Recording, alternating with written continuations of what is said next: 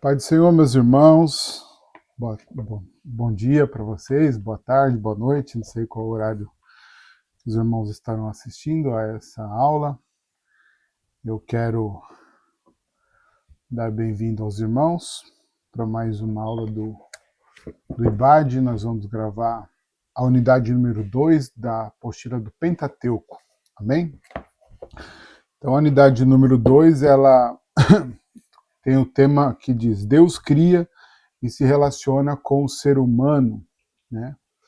Então, a unidade de número 2 da apostila, né, que vai falar sobre especificamente o livro do Gênesis, né? Capítulo 1 tem o título que é Gênesis, Deus único e Criador. O capítulo 2 diz a criação reflete a genialidade de Deus. O capítulo 3 trabalha o tema do pecado no Antigo Testamento. O capítulo 4, Deus chama e faz promessas. E o capítulo 5 tem o título de Deus manteve a promessa feita a Abraão, Isaac e Jacó. Então nós vamos trabalhar neste momento, né, o livro de Gênesis e todos os seus aspectos, conforme a apostila tem a nos oferecer, né, os temas abordados pela apostila. Então no capítulo 1, Gênesis, Deus único e Criador. Na página 55, né, onde inicia, diz assim, neste capítulo refletiremos sobre o texto de Gênesis, o primeiro livro do cânon do Pentateuco. Na condição de primeiro livro, Gênesis mostra Deus como o único Senhor e Criador, sustentador e juiz de todas as pessoas, qualquer que seja a sua raça ou nacionalidade. Em Gênesis funciona como uma introdução na qual se apresenta as bases para o maior líder de Israel, Moisés. O evento mais crucial de Israel, o Êxodo, né? E o momento determinante de Israel, que é o Sinai, e o futuro imediato de Israel, a conquista de Canaã. Então, o livro de Gênesis é a introdução de todos esses eventos importantes que acontecem no decorrer de todo o êxodo. Okay? Então, ele é a base de sustentação, segundo a apostila e o conteúdo que se segue. Tópico 1 diz assim, Deus Criador, o monoteísmo em Gênesis 1 e 2. Logo no primeiro versículo de Gênesis, desaponta a unicidade, a soberania de Deus. No princípio, um só Deus cria os céus e a terra. Observe que no texto, nenhuma outra divindade questiona o direito divino de criar. Nenhuma outra divindade ajuda Deus a criar, nem se opõe à sua atividade criadora. Desde o princípio, desde a origem do tempo e da história, só Deus existe e age criando. O texto informa também que só o Espírito de Deus se movimenta sobre a face das águas. Tudo o mais que está implícito em Gênesis 1, do versículo 2, apresenta Deus como autoexistente, não criado por qualquer outro ser, atemporal e capaz de gerar os céus e a terra do nada, sem qualquer ajuda. Existe só um Deus, então ele é o responsável por cada ato criador, ou seja, nome, função, natureza, limitações e subsistência. Nesse sentido, no capítulo 1 de Gênesis, ressalta enfaticamente a soberania divina sobre a criação. Declara o início dessa soberania com a capacidade de fazer coisas existir pelo simples ato de falar. O texto deixa explícito que só o poder divino significa o conhecimento seguro de tudo o que acontece. Deus possui a autoridade de criar e de manter a criação de pé.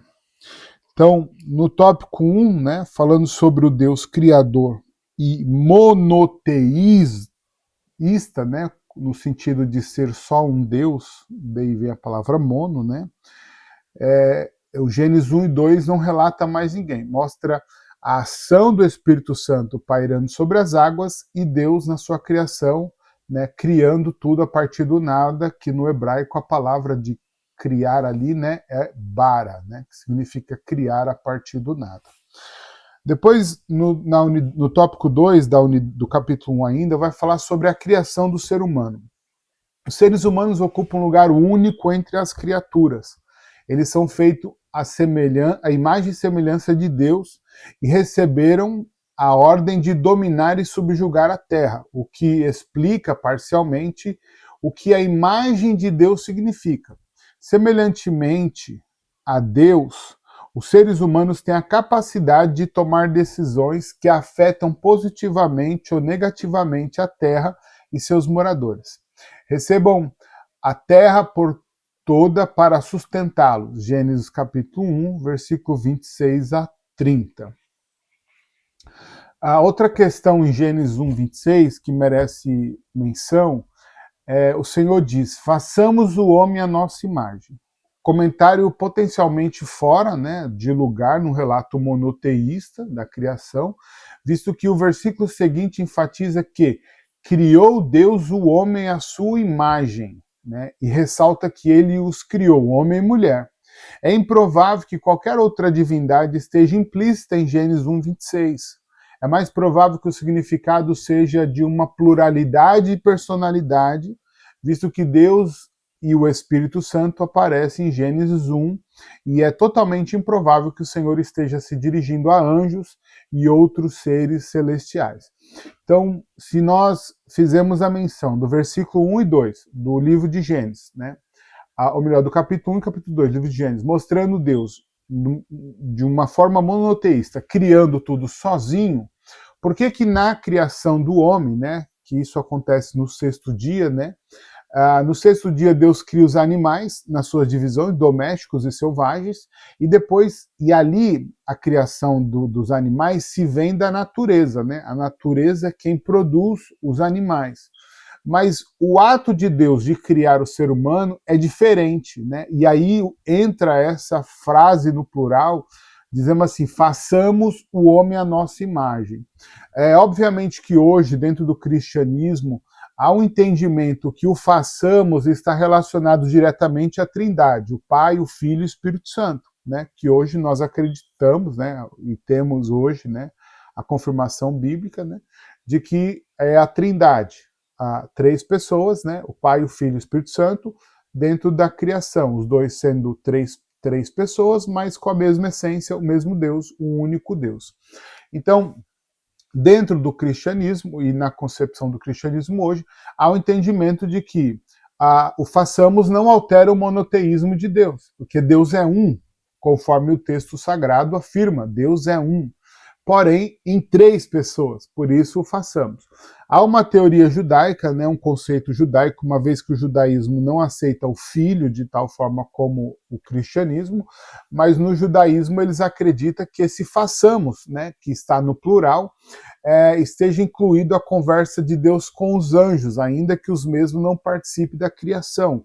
Deus o cria, mas num ato de implícita importância, porque o homem seria a imagem de Deus, no caso de tomar decisão e se relacionar com ele, né, com Deus, faz com que a importância do homem, nesse sentido, né, permita com que Deus coloque os anjos dentro do processo de criação do homem, por isso a palavra façamos.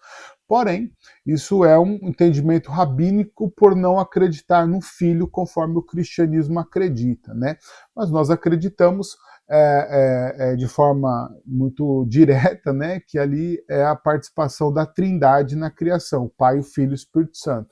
Como também há um entendimento de que é o Pai e o Espírito Santo, né, é Deus e o Espírito Santo. Como na ação da criação aparece as duas pessoas, né, Deus criando e o Espírito Santo de Deus em movimento sobre a criação de Deus. Então há um outro entendimento que esse façamos para este momento é o Espírito Santo. Mas nós que acreditamos no Evangelho, em João capítulo 1, verso 1, diz que ele era... no princípio criou Deus os céus... João capítulo 1, No princípio, ele era o Verbo, e o Verbo estava com Deus, e o Verbo era Deus. Nós também vamos ver alguns outros textos dizendo que foi por ele, para ele, que tudo se fez. Então, Cristo estava, né, na criação do ser humano, né, da criação do universo, no princípio de todas as coisas. Então, nós acreditamos que esse façamos a nossa imagem, né, esteja relacionado à Trindade, falando do Pai, do Filho e do Espírito Santo, ok? Ainda agora no tópico 3, né, vai falar sobre o Shabat, o dia do descanso. Depois de criar os céus e a terra e a raça humana, Deus estabelece o sétimo dia como tempo de cessar as atividades. E essa sessão, ou Shabat, no sábado, que a palavra Shabat significa sábado e descanso, né, separa o sétimo dia dos demais dias de atividade. Assim, a atividade constante não consome e nem caracteriza Deus, e também não deve consumir nem caracterizar o restante da criação. Nesses 7 dias de criação, o tempo cessa. Não, o tempo de cessar é tão válido quanto os tempos de criar e fazer, né? Aí ele vai dar na página 59, ele vai dar uma tabelinha, né, dividindo aí os 7 dias, né, os 7 dias da criação. Primeiro dia, o aparecimento da luz. Segundo dia, a criação do firmamento. Terceiro dia, a terra é separada do mar, né, surgindo as plantas. No quarto dia, a criação dos luminares, né, o sol, a lua, as estrelas. No quinto dia, a criação dos peixes e dos pássaros. No sexto dia, a criação dos animais e do homem. E no sétimo dia, Deus conclui a sua obra, né? E Deus descansou e santificou o sétimo dia. Isso está no capítulo 1 de Gênesis até o capítulo 2 de Gênesis, o ato da criação de dias no período de 7 dias. Essa palavra dia no hebraico,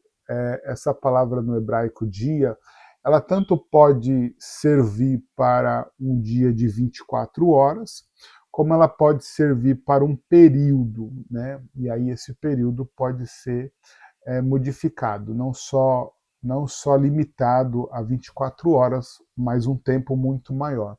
O que dá base para o entendimento que muitos têm de que a Terra não é uma Terra jovem, por exemplo. Se nós cronologicamente falando a respeito da Bíblia, a Terra tem em torno de 6 a 10 mil anos, né? Fazendo uma cronologia. Isso dá a ideia de uma Terra jovem. Quando nós olhamos para as pesquisas, as ciências, os fósseis que são encontrados, eles vão dar datação de fósseis de milênios, né? De muitos e muitos anos, o que biblicamente não fecha a conta. Então, para o entendimento de alguns, né, essa palavra dia, ela abre brecha para dizer que a Terra não é uma Terra jovem com um limite de ano de 6 a 10 mil anos, mas que ela tem os milhares de anos, né, e que a criação de Deus durou muito mais do que 7 dias literais. Isso é uma explicação que eu pretendi trazer para vocês, só para mostrar a discrepância que existe nas falas, né? Inclusive através dos fósseis, através dos fósseis que são encontrados. E a explicação é a respeito disso, né? Por causa da palavra dia, que ela não fecha somente com 7 dias literais, como nós acreditamos. Nós acreditamos, a nossa teologia cristã, em sua esmagadora opinião, acredita na criação de 7 dias literais, 24 horas, um dia de cada dia criando 7 dias, ok? Então, passando mais para frente, né, no tópico 4, nós vamos ver o relacionamento de Deus com a raça humana. O Criador autoexistente, autossuficiente, transcendente e ao mesmo tempo presente, envolvido pessoalmente, cria o primeiro homem, Gênesis 2, 4. Aí, Gênesis 2,4 está escrito: essas são as origens dos céus e da terra, quando foram criados. No dia em que o Senhor Deus fez a terra e os céus, e toda a planta do campo que ainda não estava na terra, e toda a erva do campo que ainda não brotava. porque ainda o Senhor Deus não tinha feito chover sobre a terra, e não havia homem para lavrar a terra. Um vapor, porém, subia da terra e regava toda a face da terra. E formou o Senhor Deus o homem do pó da terra e soprou em suas narinas o fôlego de vida, e o homem foi feito alma vivente. Ah, quando Adão recebe vida, ele desperta para a terra já preparada para sustentá-lo.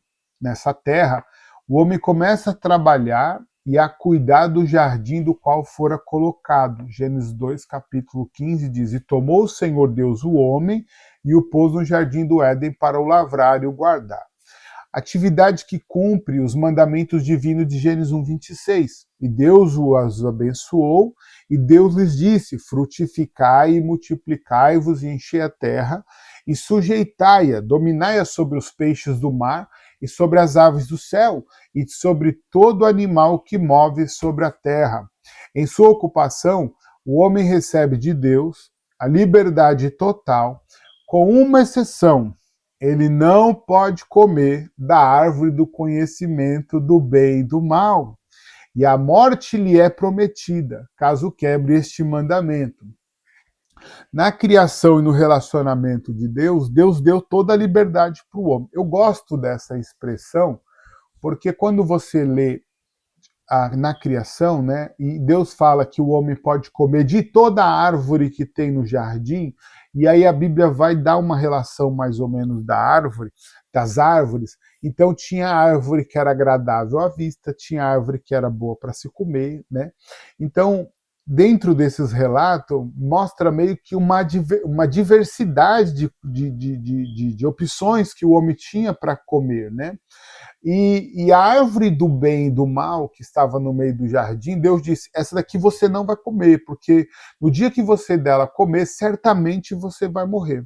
A ideia aqui é que quando Deus diz para o homem, certamente morrerá, é uma ideia de que o homem foi feito para ser eterno, né? Para viver eternamente. Então Deus criou o homem com a possibilidade de viver eternamente. Porém, o pecado, né, uma vez que o homem desobedecesse a ordem de Deus, viria o pecado, e o pecado traria morte. Né? O texto bíblico diz que o salário do pecado é a morte, e todos pecaram, destituídos estão da glória de Deus.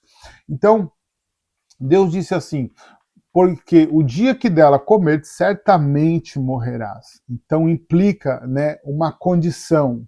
Se você não comer, você vive eternamente. Mas se você comer, você vai morrer.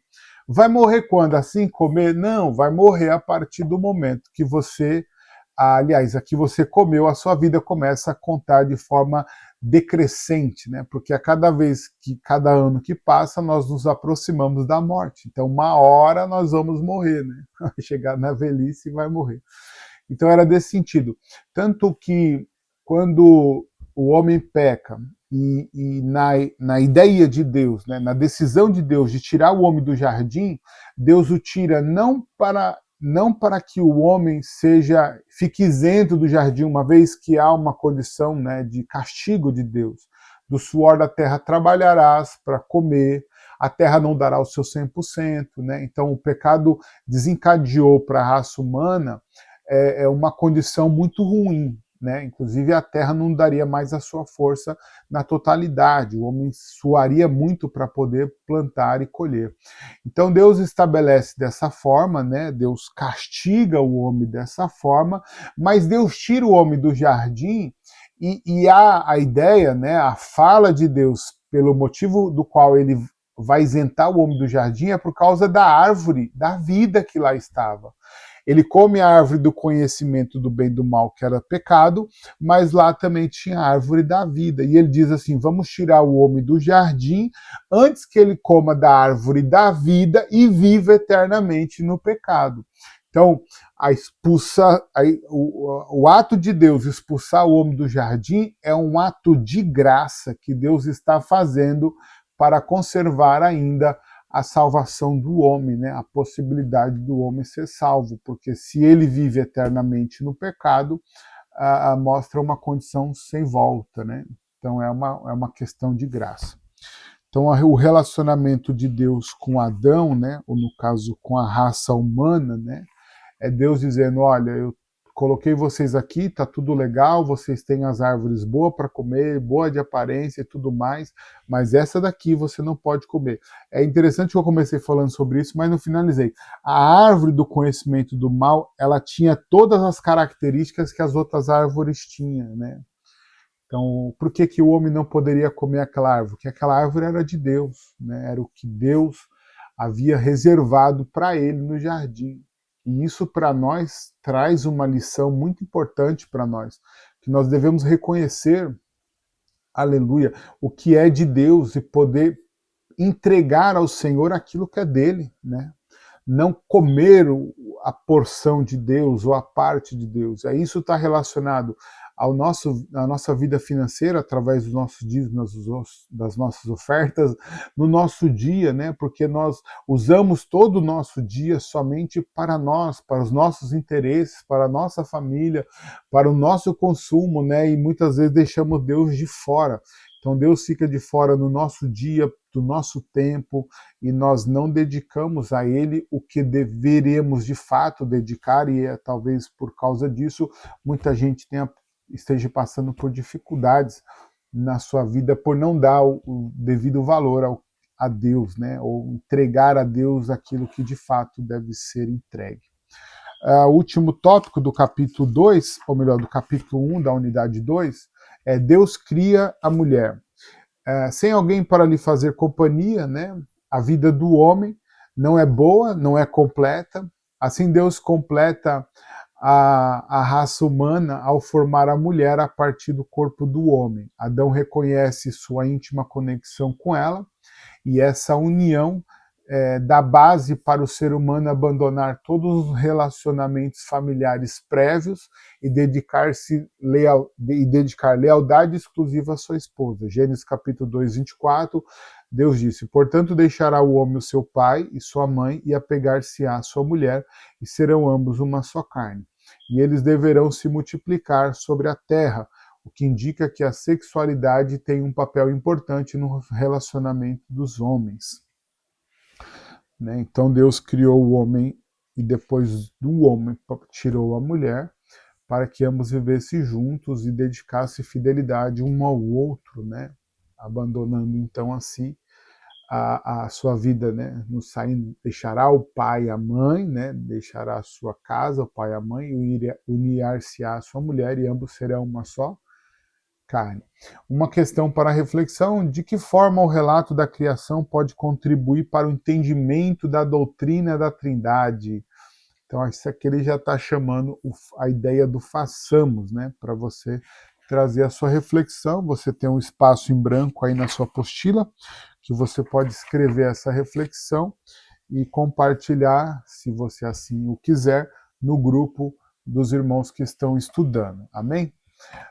Capítulo 2 da unidade 2 diz assim: a criação reflete a genialidade de Deus. Então nós vamos entrar agora falando da genialidade de Deus. O Deus Criador terminou sua tarefa, terra, seres humanos, vida vegetal e animal, são todos bons, apropriados para as suas funções. Os seres humanos expressam a imagem de Deus, né, ao se relacionar com o Criador e dominar os animais e a terra de acordo com o mandamento do Senhor. Impecável no projeto, perfeita no propósito, a criação reflete a genialidade e a unidade do Criador. O tempo e a história humana começaram com a decisão espontânea de Deus de criá-los pela sua simples palavra. Né? Então, o relato da criação, né, a partir de refletirmos a genialidade de Deus, né, talvez até numa ideia da expertise, né, da sabedoria que Deus colocou no ser humano para desenvolver os mandamentos que Deus deu, né, a sabedoria, por exemplo. O animal tem vida, o animal se defende, o animal se sustenta, o animal tem capacidade de de buscar o seu próprio alimento, né, de se virar, se assim podemos dizer, né? Mas o homem não, o homem tem o poder de raciocinar, né, de pensar, de tomar decisões, né, de decidir. O homem tem o poder de criar, assim como Deus criou pelo meio da sua palavra, o homem tem a expertise de criar por meio do seu intelecto, né, da sua sabedoria. Não com palavras, mas com ações, né, com atos, né, com a ciência, enfim. Então o homem traz consigo a genialidade de Deus. O relato da criação em outros livros do cano, né, de todo o Antigo Testamento. Nos profetas, a criação serve de prova tanto da preocupação de Deus com Israel e o restante da raça humana, quanto o fato de que o Senhor tem todo o direito de julgar cada criatura viva. Por exemplo, o profeta Isaías afirma que o fato de Yahvé criar os céus e a terra significa que ele nunca se cansa e está, né, sempre pronto a consolar o povo que sofre e se cansou da opressão assíria. Então, esse relato que ele cita é Isaías capítulo 40, do versículo 12 até o versículo 31. Além disso, Isaías também estabelece vínculos entre a noção de que Deus sozinho fez a terra e a soberania e redenção de Yahvé em relação a Israel. Por exemplo, Isaías 44, 26 diz assim: assim diz o Senhor, teu Redentor, o que te formou desde o ventre. Eu sou o Senhor que faço tudo, que sozinho estendo os céus e espraio a terra por mim mesmo. Então, nós vemos textos mostrando, né, em outros livros do cânon sagrado, a criação de Deus, né, o relato da criação, ou Deus relatando a sua criação como ele a fez, né, ou faz. Então, o mesmo Deus que faz, ele é o Deus que julga e protege. O tópico 2 diz assim: o pecado, Deus julga e protege. Deus criou o mundo ideal para a raça humana, plenamente racional, né? E a única regra divina foi a proibição de comer a árvore do conhecimento do bem e do mal. O texto informa que a mulher encontra outro ser criado, a serpente, e verbalmente combate. Aliás, a serpente, né, que é sutil e verbalmente combativa. A serpente representa interesses opostos aos declarados por Deus em Gênesis 2, 16, 17, e nesse sentido, um ser criado resiste aos mandamentos de Yahvé, uma vez que Gênesis 1 e 2 conta que tudo que foi criado é bom, parece provável que a serpente represente um ser que corrompeu o seu bom propósito e não que Deus a tenha criado corrupta desde o princípio, né? Depois de considerar os argumentos da serpente, a mulher come, como também o faz o seu marido, né? Gênesis capítulo 3, versículo 6. E essa quebra de mandamento do Senhor constitui pecado. Comer a fruta equivale a confiar no tentador e não no Criador. E ao desejo destrutivo de conhecimento. O pecado começa com a falta de confiança em Deus. Inclui o anelo pela causa dano próprio, né? Ignora a revelação da verdade e, por fim, termina em destruição. Então, no relato que Deus declara que tudo que Deus fez é bom, né? A serpente foi criada por Deus, é uma criatura de Deus, né? O texto, quando apresenta a serpente, apresenta ela como um dos animais ou das animárias do campo, né? No caso, a serpente não era um animal do jardim, ele era um animal do campo, não era um animal doméstico, era um animal selvagem. E ela, né, possada por Satanás, e hoje nós temos o entendimento disso, né, porque Apocalipse mesmo vai falar sobre a serpente do jardim, ditando que ela é Satanás, né, que é o diabo que entrou ali para poder enganar a Eva, né. Ele reinterpreta o texto, né, aquilo que Adão havia dito para para Eva, ele reinterpreta aquilo e ele coloca confusão na mente dela e desperta nela o desejo de poder comer daquele fruto. Né? Há uma questão do fruto. Qual é o fruto? É a maçã, né? Eu propriamente acredito que seja a uva, né? Eu acredito muito que seja a uva, porque o texto, nós vemos a uva com uma representação muito forte na Bíblia, né? O fruto da vide, né? E também a uva é o único fruto que ela está na mesa de Deus, né? E está também na mesa de Satanás, ou seja, através da uva se produz a bebida alcoólica, né? Que ela tanto pode, o suco, né, da uva, tanto pode trazer uma satisfação, né, em a pessoa beber de maneira que não se embriaga, como ela fermentada se torna uma bebida que leva o homem à embriaguez. Então, dentro do bar, por exemplo, se vende o vinho para o consumo alcoólico daquele que está preso ao álcool, ao costume de beber álcool. Como também ela produz o suco que nós usamos, por exemplo, na Santa Ceia, para representar o sangue de Jesus. E ela é constantemente apresentada, né, como símbolo, né, do sangue do Senhor, né, do fruto da vide, enfim.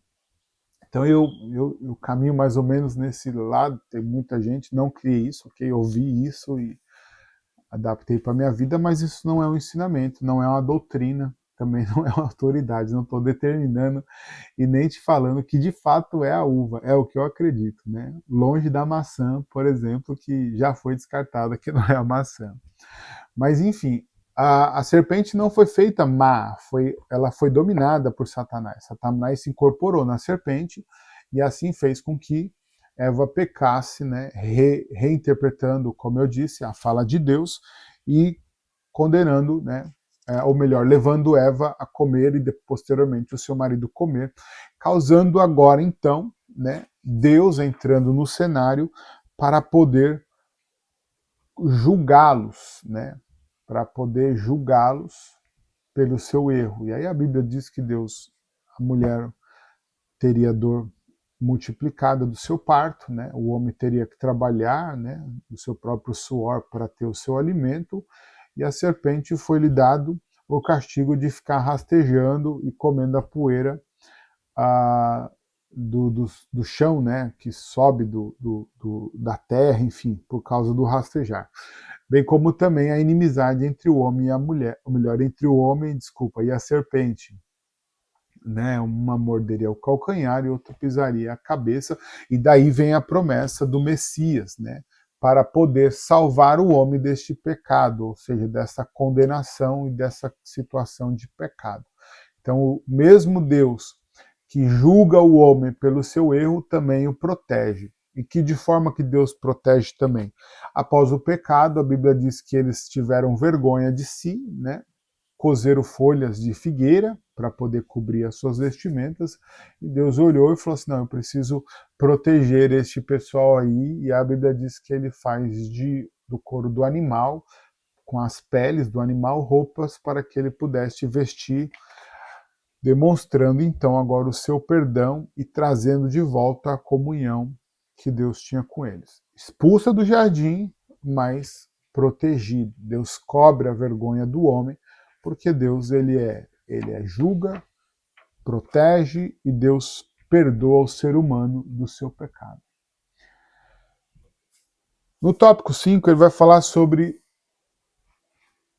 Deus cuida. Deixa eu ver se é isso mesmo.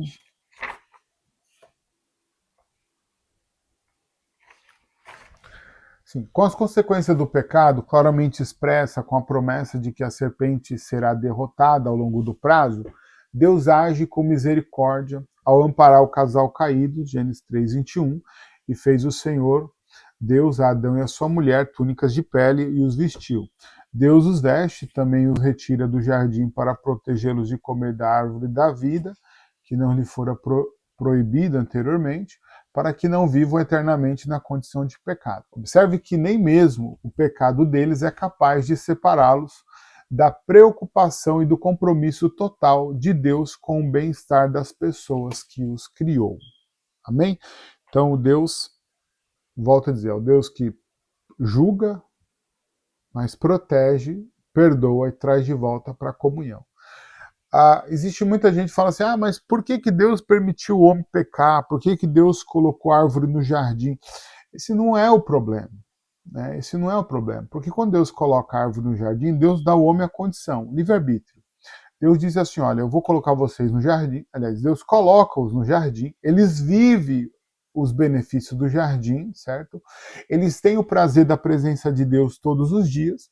Porém, diante de tudo isso, está uma advertência. Qual a advertência? Não come da árvore. Essa árvore vocês não podem comer.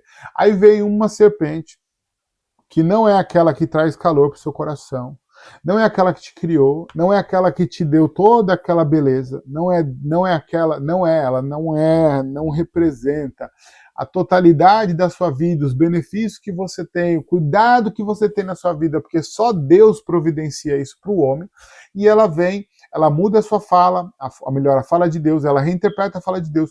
O ser humano toma a decisão de si só, de caminhar em direção ao pecado, e aí hoje a gente quer questionar por que Deus? Não, por que o ser humano, né? É mais fácil dizer assim, por que o ser humano, né?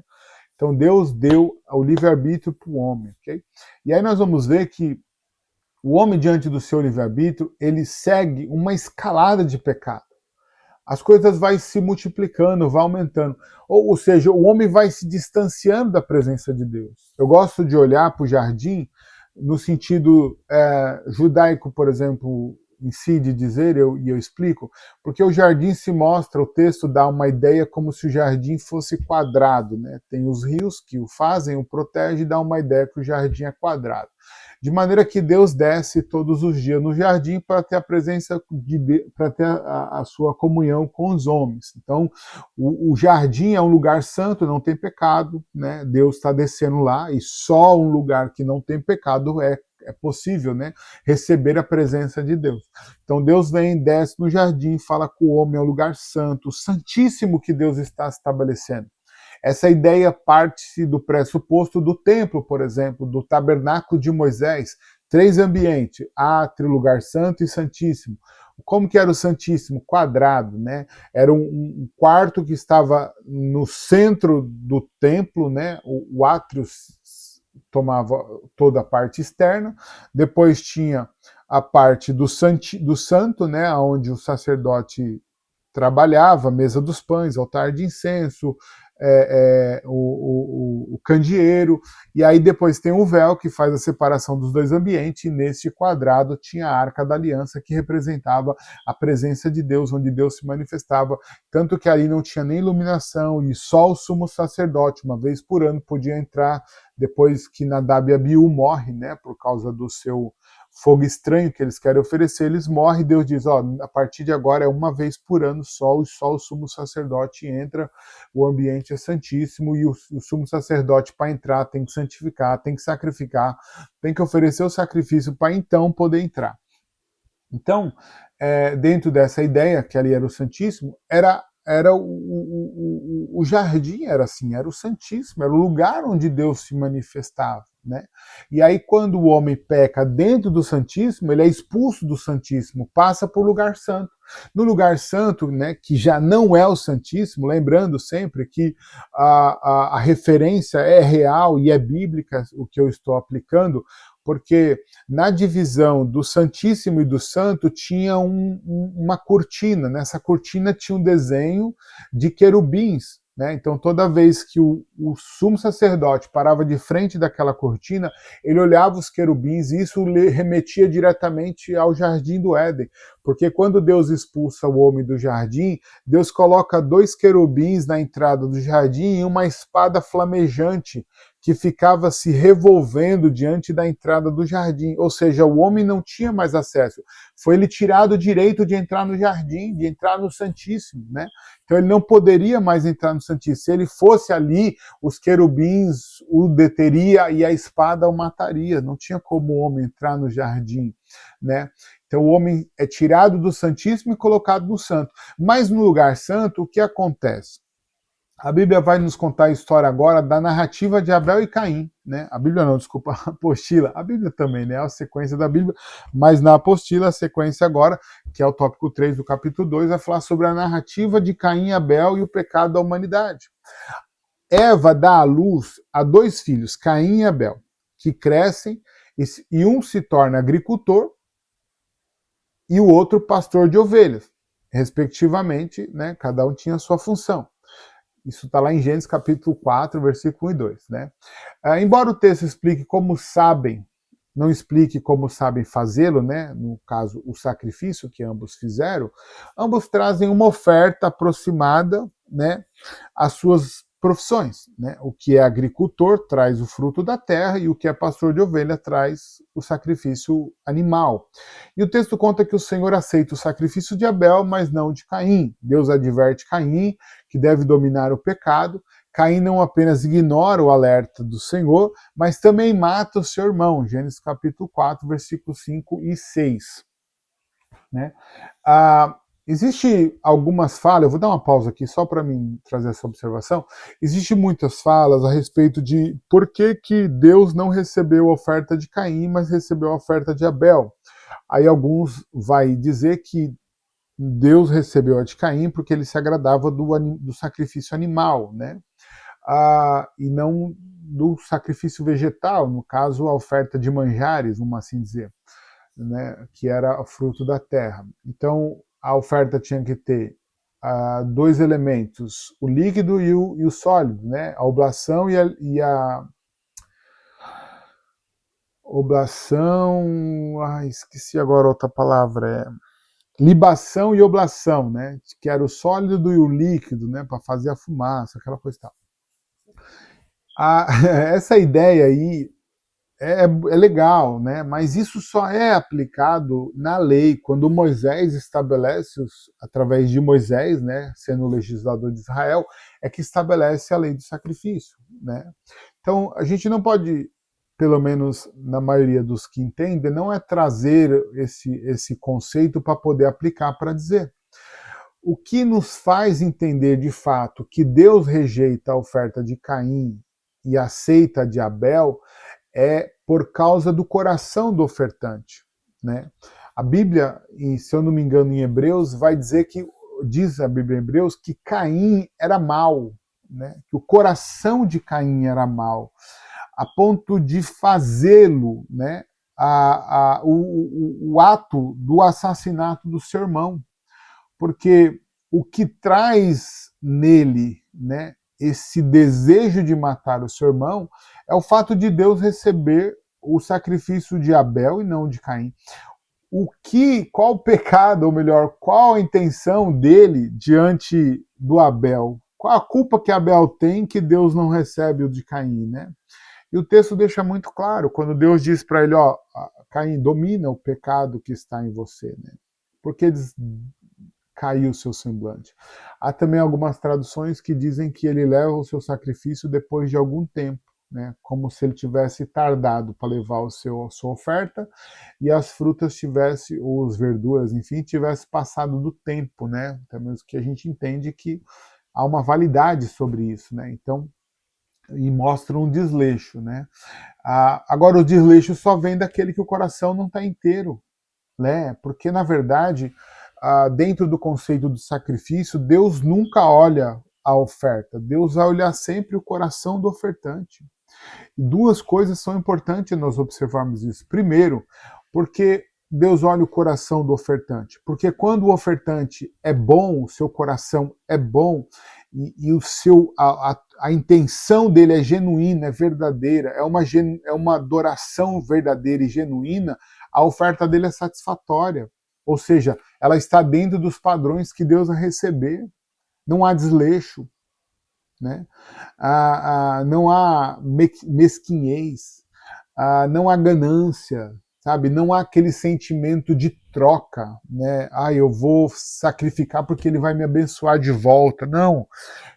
O coração grato que a oferta ao Senhor, o coração sincero, o ofertante sincero que chega diante de Deus, ele traz a boa oferta. Essa é a primeira. A segunda, que vai com o coração sem estar genuinamente interessado em adorar a Deus, ou que a adoração dele não é uma adoração verdadeira, né, genuína, espontânea, a oferta dele, ainda que seja alta, ainda que seja bonita, ainda que seja valorosa, ela perde toda todo o seu efeito, né? Ela perde todo o seu valor, porque Deus vai sempre olhar para o coração do ofertante. Então, por que que Deus recebe o de Abel e não recebe o de Caim? Porque o coração de Abel era bom, era santo diante de Deus, e o de Caim era mau.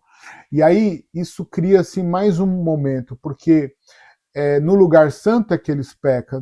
Eu estou fazendo a associação do tabernáculo, tirando do Santíssimo para o Santo, para o átrio, né? Aí a Bíblia diz que quando Deus fala para o Caim, a Bíblia diz que o Caim ignora o que Deus fala e ele pega o seu irmão fora, no campo. Lembra? Entende que o texto vai dizer que lá no campo ele mata o seu irmão, no campo.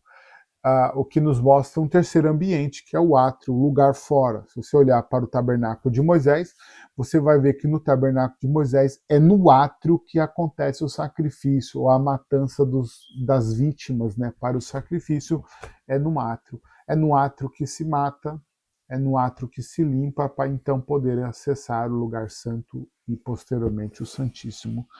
Então, na narrativa do Caim e do Abel, né, o pecado vem.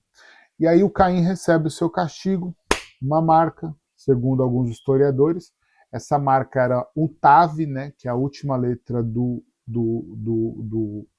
alfabeto hebraico, né, que ele tem um formato de cruz, né, não é a cor da pele, como alguns, de forma muito responsável, pregou, né, mas é um Tav, segundo a maioria dos entendidos, era o Tav, que representava, que ele tinha o símbolo de uma cruz, né,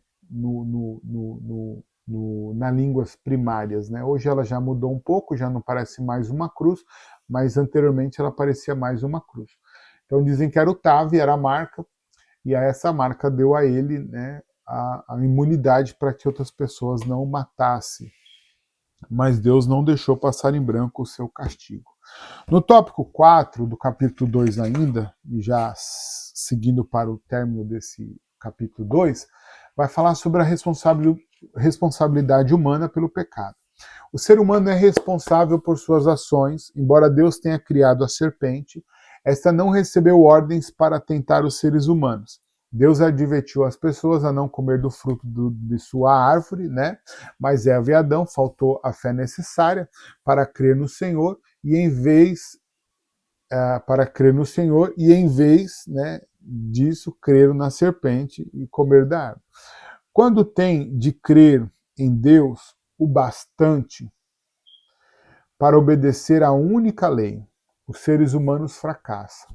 Esse fracasso é, no entanto, responsabilidade exclusiva deles, visto que foram advertidos e a serpente não possuía poder algum de coerção física.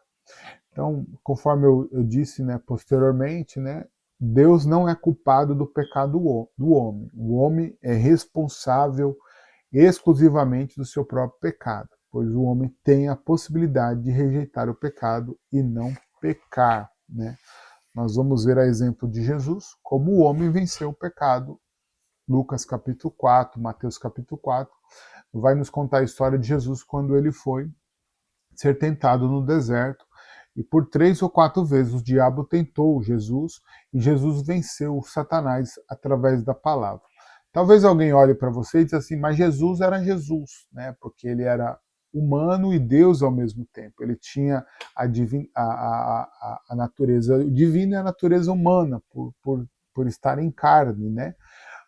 Mas ele vence o diabo através da carne, né? Carnalmente falando, através da palavra de Deus. Então ele não vence o diabo como Deus, porque se ele tivesse como Deus ali naquele momento, facilmente ele venceria Satanás. Isso não serviria de nada para nós seres humanos, por exemplo, porque ele estaria agindo como Deus. Então ali ele age como homem. Como homem ele vence o pecado. Então nós temos como e a possibilidade de vencer o pecado Como? Por intermédio da palavra de Deus. O salmista diz: escondi a tua palavra no meu coração para não pecar contra ti. Pastor, quer dizer que se eu ouvir a palavra, estudar a palavra, guardar a palavra no meu coração, eu não peco mais? Não, irmão, você continua pecando por causa da sua essência que você tem. Nós temos uma essência pecaminosa dentro de nós. Paulo diz assim, ó, o mal que eu quero fazer, este eu faço. Aliás, o mal que eu não quero fazer, este eu constantemente pego fazendo. Agora, o bem que eu deveria fazer, este eu não faço. O que Paulo está mostrando ali? Ele está dizendo que o pecado dele, né, o jeito dele, humanamente falando, né, faz ele pecar. Mas ele não quer viver em pecado, ele quer viver em santidade, né? Mas ele vive em pecado, ok? Por causa da nossa natureza pecaminosa. Então você vai continuar pecando? Você vai continuar pecando, porque você tem essa natureza. Mas por intermédio da palavra de Deus, o curso da sua vida não será afetado, porque a palavra de Deus te dará força para você resistir o pecado e vencer, né, o pecado na sua natureza, né, na sua natureza de um homem pecador. Amém? Capítulo 3 da nossa apostila, da unidade 2, tem como tema, né, o título do capítulo 3 é o tema do pecado no Antigo Testamento. Né? O Antigo Testamento trata da solução para o problema do pecado. No Pentateuco, Moisés intermedia uma aliança que inclui sacrifícios oferecidos pela fé por pecadores penitentes por seus pecados. Os profetas apresentam uma descrição de como o pecado continuado e habitual gradualmente empurra Israel para a destruição. Aí, aqui na apostila ele vai citar Isaías, Jeremias, depois vai falar do profeta Ezequiel, Amós, e aí você tem todos os relatos dos profetas apontando os pecados da nação de Israel. Conferir no áudio aqui, porque da nação de Israel, bem como também os Salmos, né? E alguns outros livros do cânon sagrado que tange ao Antigo Testamento, apontando, né, para o tema do pecado. No tópico 1 do capítulo 3, tem o título assim, Deus reprova a raça humana. A citação de Gênesis capítulo 6, né, no versículo 5 ao 8, o texto sagrado diz assim, E viu o Senhor que a maldade do homem se multiplicara sobre a terra, e que toda a imaginação dos pensamentos de seu coração era só má continuamente. Então arrependeu-se o Senhor de haver feito o homem sobre a terra e pensou-lhe em seu coração. E disse o Senhor, destruirei, e pesou-lhes em seu coração. E disse o Senhor, destruirei o homem que criei de sobre a face da terra, desde o homem até o animal, até o réptil e até as aves do céu, porque me arrependo de os haver feito. Noé, porém, achou graça aos olhos do Senhor. Essa palavra me arrependo, na verdade, ela não quer dizer no sentido que nós compreendemos, né, de arrependimento, até mesmo porque se você já tem um contato com a Bíblia, e eu acredito que você o tenha, né, o texto diz assim, Deus não é um homem e nem filho do homem para se arrepender, ok? Então, essa palavra se arrepende aqui não é no mesmo termo do homem. Porém, aliás, não é que Deus se arrepende como o homem se arrepende, ok? É que, na verdade, aqui essa palavra é utilizada para Deus numa linguagem que nós chamamos de antropomorfismo, né? Ou antropopatismo. Eu não me foge à mente agora qual o significado dos dois, mas os dois têm o mesmo sentido, assim, entre aspas, porque um é dando forma humana para Deus, né? Por exemplo, mão, pé, cabeça, corpo. É dando forma a Deus, né? e o outro é dando sentimento a Deus. Então é descrevendo o sentimento de Deus na perspectiva humana. Então, quando o texto diz que Deus se arrepende, né, isso é uma linguagem antropopática, né, dando sentimento humanos para Deus, ok? Então é só esse entendimento para não haver essa confusão de, mas como assim Deus se arrependeu, ok? Então, aqui nessa passagem, né, é Deus reprovando a raça humana, né, devido ao seu pecado, né? A Bíblia ensina que Deus decide castigar o pecado no mundo inteiro, eliminando os pecadores mediante o dilúvio generalizado. Por meio desse processo, concretizam-se os planos divinos de castigar o pecado e poupar uma minoria, justa ou remanescente. A família de Noé torna-se, desse modo, o meio pelo qual o Deus misericordioso preserva a raça humana e também um exemplo visível de como Deus justo e bom faz distinção entre fiéis e desobedientes. Então, no texto, né, no cenário, melhor dizendo, que o mundo vivia, Deus olhou para a raça humana e Deus o achou um justo. E, no caso, esse justo era Noé. E Deus deu um plano para Noé construir uma arca.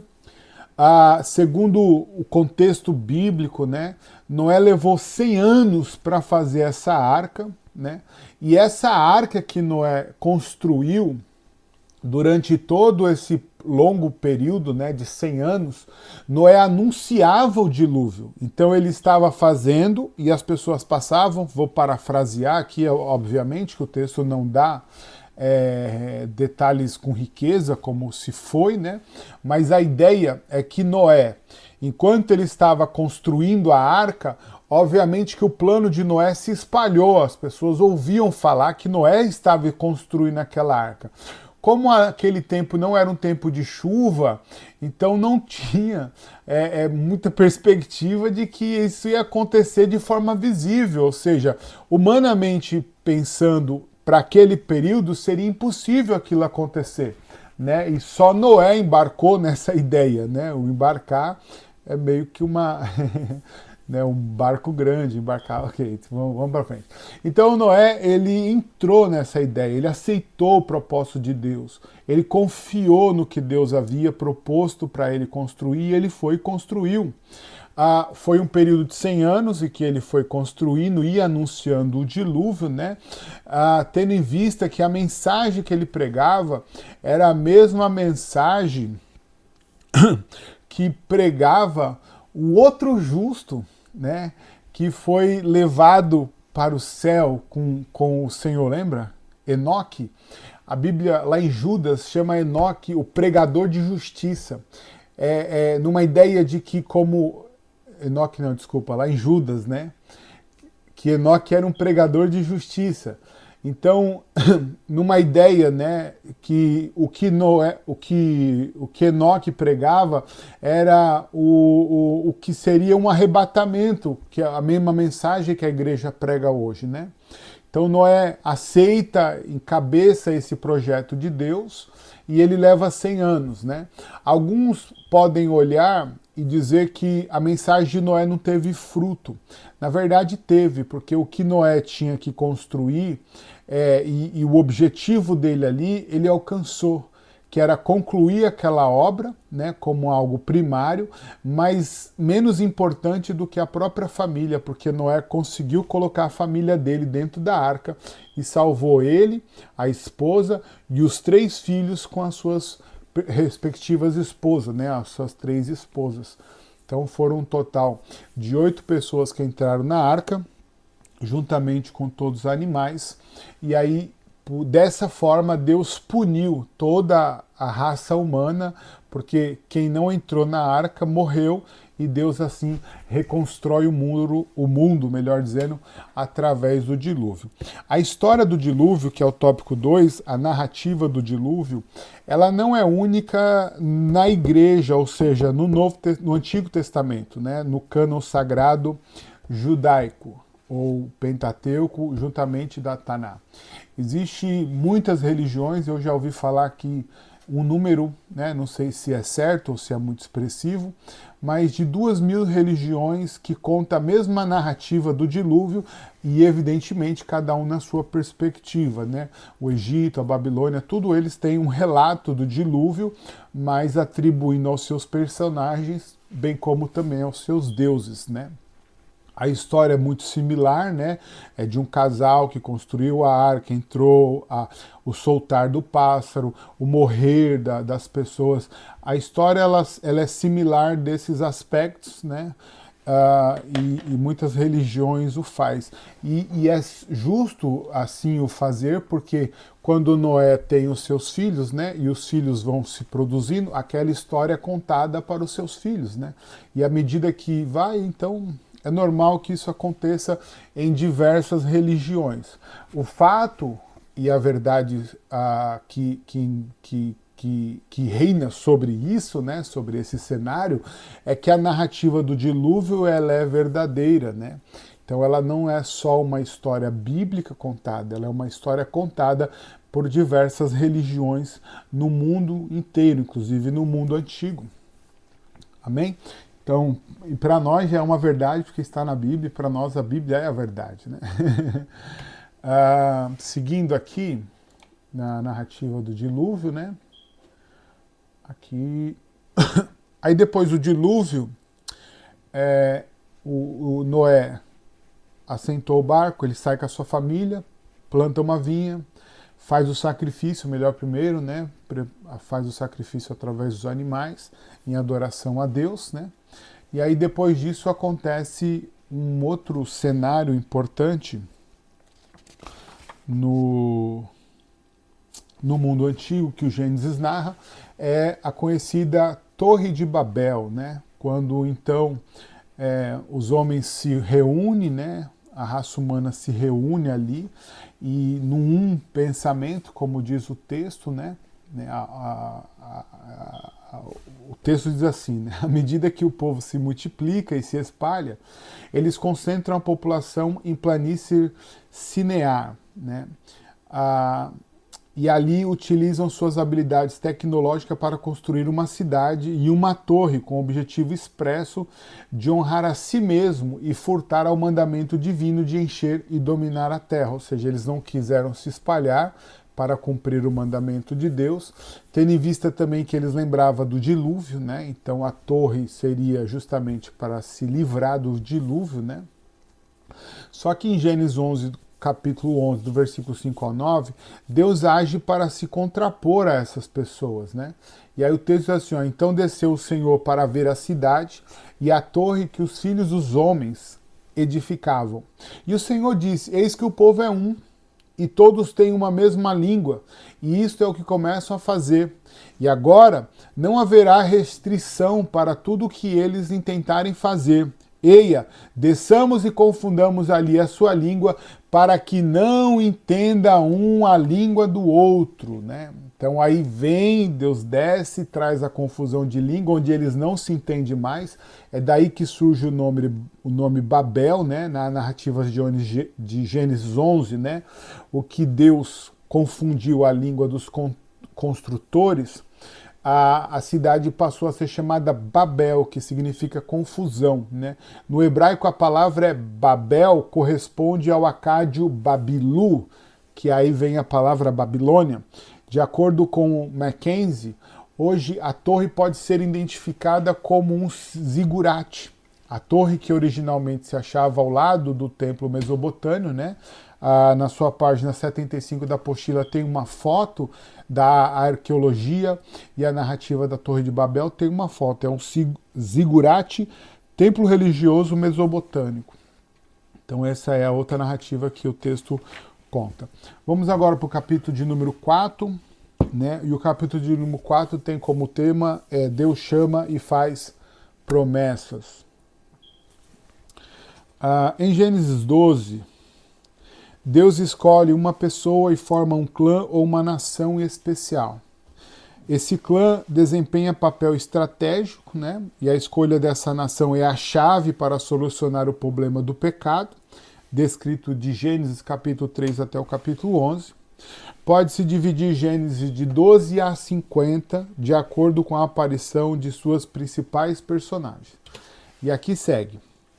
Página número 77, no capítulo 4, a divisão que é feita do capítulo 12, que é a hora que Deus chama o Abrão, né? O Abrão, ainda Abrão, e a esposa é Sarai, né? E aí o texto é assim, ó, do capítulo 12, Abrão é chamado para a jornada a Canaã e é abençoado. Capítulo 16, Agar gera um filho de Abraão, né, que é Ismael, filho da escrava, né, nós vamos falar sobre isso. Depois no capítulo 21 nasce o Isaac. Depois no capítulo 25 morre o Abraão. No capítulo 25 ainda, né, tem o nascimento de Esaú e Jacó, que são os dois filhos de Isaac, né, as duas nações que estavam lá, os gêmeos, dentro da barriga de Rebeca. A bênção de Jacó, no capítulo 27. Os filhos de Jacó, do capítulo 29 ao 30. Lembrando que os filhos de Jacó são os representantes diretos das 12 tribos de Israel. Nós vamos falar também sobre isso mais tarde. José é vendido ao Egito, capítulo 37. E a vida de Jacó, e a ida, de Jacó para o Egito, do capítulo 46 até o do capítulo 46 até o capítulo 50, né? Aí depois nós vamos ver no capítulo 49 e no capítulo 50 vai narrar também a morte de Jacó e a morte de José, já lá no Egito, mais precisamente na terra de Gósen. Abraão domina a cena desde a primeira menção de seu nome, em Gênesis 11, 26, até a sua morte em Gênesis 25, 11. Viajante, esse pai do povo israelita dá início a uma só nação e à salvação para todas as pessoas. Embora Isaac, filho de Abraão, também seja um personagem vital, é o seu filho Isaac,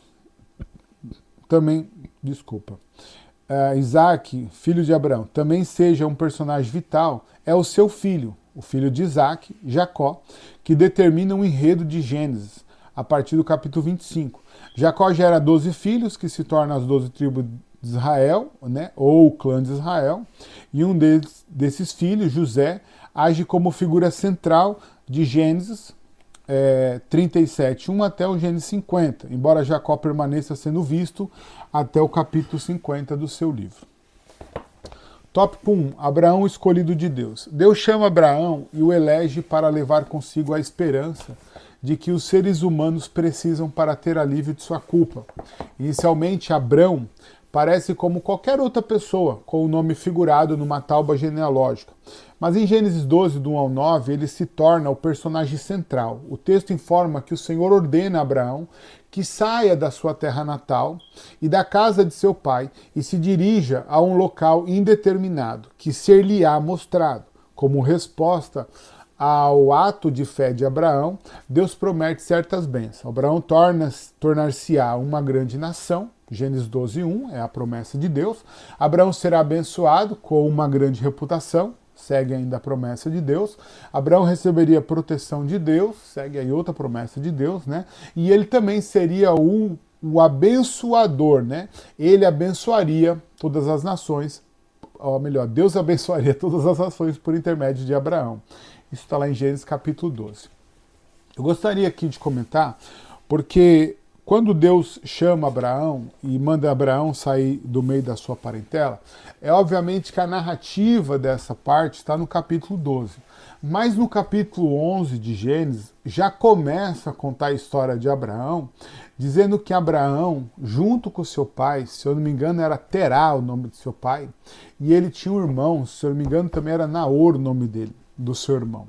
E ambos estavam, eu vou abrir a Bíblia aqui para achar, mas ambos já estavam a caminho de Canaã. Se você ler o texto, eu vou achar aqui, eu vou ler o texto para ficar melhor, mas Gênesis 11 já mostra eles caminho de Canaã. E por que é importante nós falarmos isso?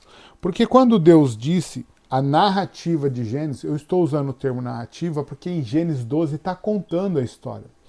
Não quer dizer que em Gênesis 12 os fatos estão acontecendo, ok? Gênesis 12 é a narrativa da história. Por isso que eu citei o capítulo 11. Ó, capítulo 11, a partir do verso 24, vamos assim por dizer, né? E viveu Naor 29 anos e gerou Terá.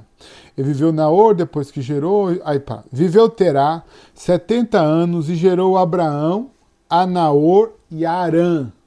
Então, Terá, pai de Abraão, gera 3 filhos, ok? E essas são as gerações de Terá. Terá gerou Abraão, a Naor e a Arã, e Arã gerou a Ló. Né?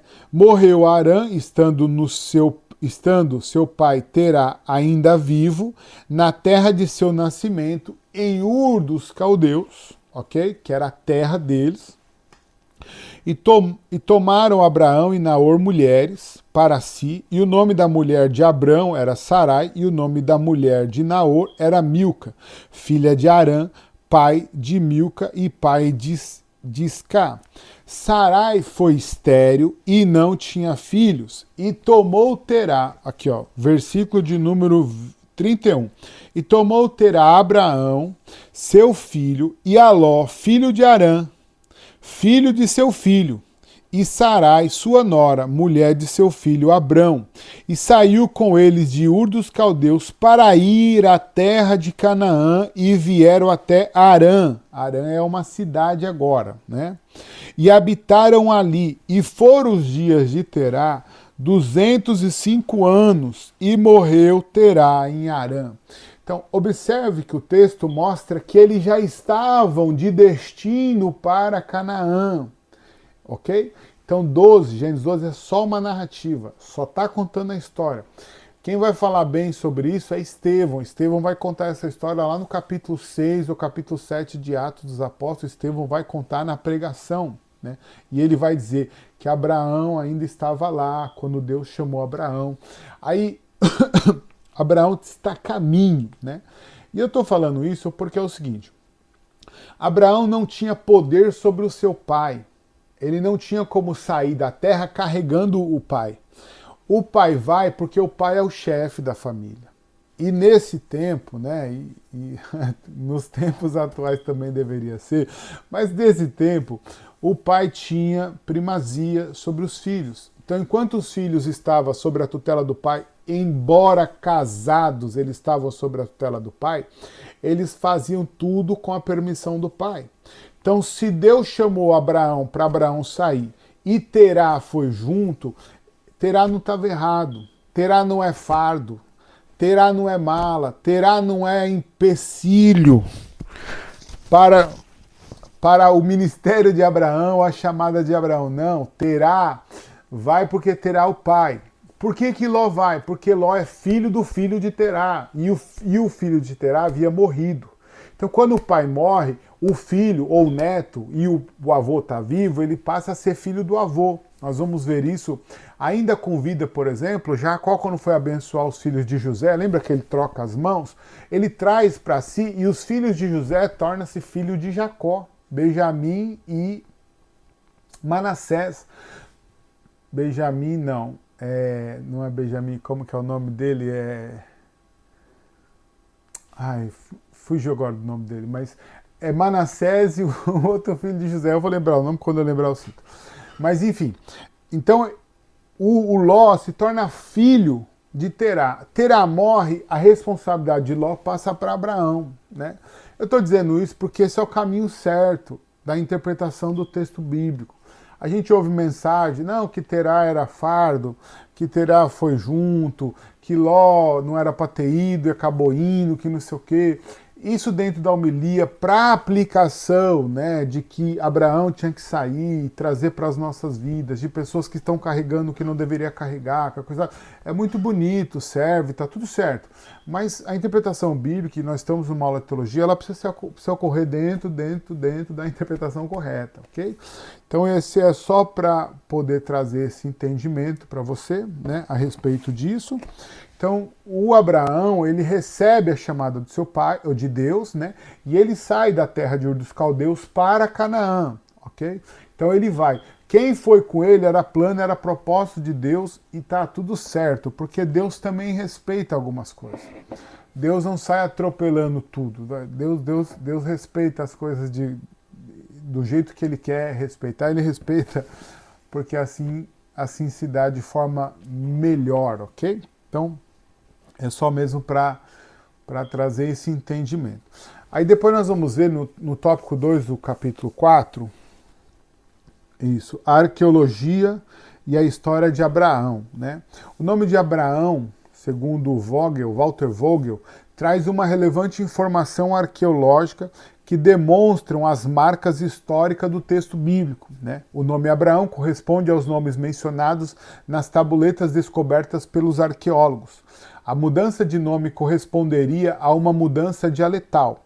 O nome é atestado no Oriente Próximo Antigo, né, no segundo milênio antes de Cristo, sobre formas diferentes, como Abraham, que significa ame o pai, ou Abirami, que significa meu pai exaltado, e entre outros, né? Os outros nomes, junto de Abraão, que são citados, Naor, Arão, são também nomes atestados pelos documentos encontrados em sítios arqueológicos. Então aqui é uma comprovação da existência, né, tanto do Abraão, arqueologicamente, como também da sua família. Depois nós vamos ver o episódio de Ló, no tópico 3, e o encontro de Abraão com Melquisedeque. O texto apresenta a narrativa de Ló, que se separa de Abraão e é levado pela aparência, que vai habitar em Sodoma. Inicialmente, o texto não diz que a população da região era ímpia e má, mas sua riqueza se tornou uma tentação para forças externas, tão distante como as da Mesopotâmia. 5 reis palestinos lutaram contra o rei de Sodoma, venceram e Ló foi feito prisioneiro. Esse é o primeiro cenário, né? Aí o Abraão, né, junta os seus trabalhadores com foices, enxadas, paus e pedras, e ele vai guerrear contra esses 5 reinos, e ele ganha a batalha desses 5 reis e liberta, né, o seu sobrinho Ló da prisão, como também o rei de Sodoma e aquela estrutura, e Abraão também leva consigo a posse dessa batalha, né, os despojos dessa batalha. Quando Abraão vence, Abraão recebe a visita de um rei, né, que tem o seu nome Melquisedeque, que em Hebreus diz que o nome significa rei de justiça. E o texto diz que ele era rei de Salém. Quem era Salém? Salém era a capital do Jebus, né, naquela época, que mais tarde tornar-se-á Jerusalém, a terra que Deus havia prometido para Abraão, toda a terra de Canaã. Então Melquisedeque era rei dessa terra. Hebreus vai dizer que ele não tem linhagem, que ele não tem começo, que ele não tem fim, dando a ele um sacerdócio real e universal, fazendo com que do ministério dele, né, seja associado ao sacerdócio, o ministério de Cristo, que é o rei sacerdote, né, da mesma linhagem de Melquisedeque. Essa fala diferencia porque havia o ministério sacerdotal vindo de Levi, tribo da família de Moisés, né, que havia assumido o tabernáculo durante o deserto para entrar na terra de Canaã, para servir e cuidar do templo, né, a tribo que não recebeu herança, e lá tinha o sacerdote. O sumo sacerdote, o sacerdote era da família de Arão, né, ele e os seus filhos. Depois tinha as famílias que cuidavam do templo, que eram as famílias de Coate, as famílias de Merari e as famílias Coate, Merari, e tinha mais outra família, eram os coatitas, os meraritas, e tá na minha cabeça e esqueci agora. O filho de José chamava Efraim, acabei de lembrar, né, irmão de Manassés, mas tinha os coatitas, os coatitas, os gersonitas e os meraritas, filho de Merari. Isso eram 3 famílias que cuidavam do templo, né? Uns cuidavam da parte interna do tabernáculo, né? Do lugar santo e do santíssimo, outros das cortinas, uns tinham carro, outros não tinham carro, e assim eles eram divididos dentro do templo. E todo esse sacerdócio dos levitas, eles eram conhecidos como sacerdócio tribal, ou seja, o limite desse sacerdócio estava estritamente ligado a Israel e o seu povo. Então eles eram sacerdote das 12 tribos, né? O sacerdócio de Melquisedeque é universal, é real, não tem fronteiras, né? É do mundo inteiro. Não tem limite, ele começa e não tem fim, né? Ele começou lá atrás e não tem fim, é eterno, né? O sacerdócio eterno. Então é nesse caminho que anda, né? E aí o Melquisedeque encontra com Abraão, Abraão paga o dízimo para Melquisedeque dos despojos que ele havia trazido e ele abençoa Abraão. Porém, Abraão tem uma bênção de Deus sobre ele. Deus diz assim, ó, os que te abençoarem, eu os abençoarei, e os que te amaldiçoarem, eu amaldiçoarei.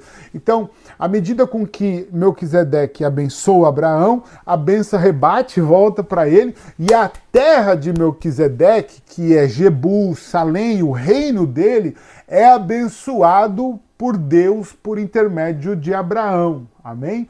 Então, dessa forma, a terra de Melquisedeque, que é abençoado, seria a terra de Abraão futuramente. Então eu quero, como um bom crente, né, pregador, já dizer para você o seguinte: cuidado com o que você amaldiçoa, porque às vezes você está amaldiçoando algo hoje que pode ser seu amanhã. Então aprenda ao contrário, comece a abençoar. Abençoar, libera aquilo que Deus colocou sobre a sua vida, né? De abençoar. Abençoe, porque a promessa de Abraão, por intermédio de Cristo, chegou até nós. E você é abençoado, assim como Abraão era, no nome de Jesus. Amém? Então esse foi o encontro de Abraão com Melquisedeque, né? Aí depois, no capítulo, no tópico 4 do capítulo 4, vai falar sobre o nascimento, né? O nascimento de Ismael. Sim.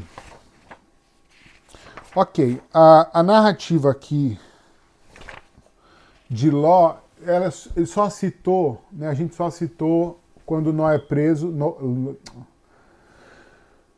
Quando Ló é preso, mas na verdade tem um outro acontecimento, né? Quando Deus decidiu destruir Sodoma e Gomorra, né, onde Ló estava, lembrando que Ló foi conduzido para lá por causa da vista, porque quando os pastores de Ló começou a brigar com os pastores de Abraão, Abraão, na autoridade que lhe cabia sobre ele, que pesava-lhe os ombros, chamou por iniciativa devida a Ló e disse, ó, os nossos pastores não estão se entendendo e está na hora da gente separar e dividir.